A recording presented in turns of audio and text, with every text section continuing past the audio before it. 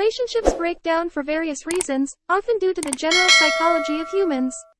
When you do good and show kindness to someone, they may temporarily develop positive feelings and good thoughts for you. However, when you exhibit a weakness or make a mistake, people tend to forget all your goodness and focus on your flaws and weaknesses as if those minor flaws negate all the goodness you've shown. Human nature often leans towards highlighting faults and mistakes over virtues and goodness. This tendency can lead to the weakening and changing of relationships. Instead of having stable foundations, relationships often resemble changing seasons and clothing, constantly shifting based on circumstances, moods, and attitudes.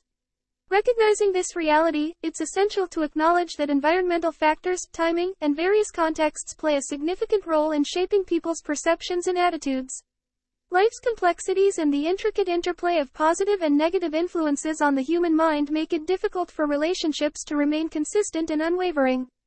In light of this fact, it's undeniable that, in order to strengthen relationships, one must always evaluate the virtues against the flaws before passing judgment.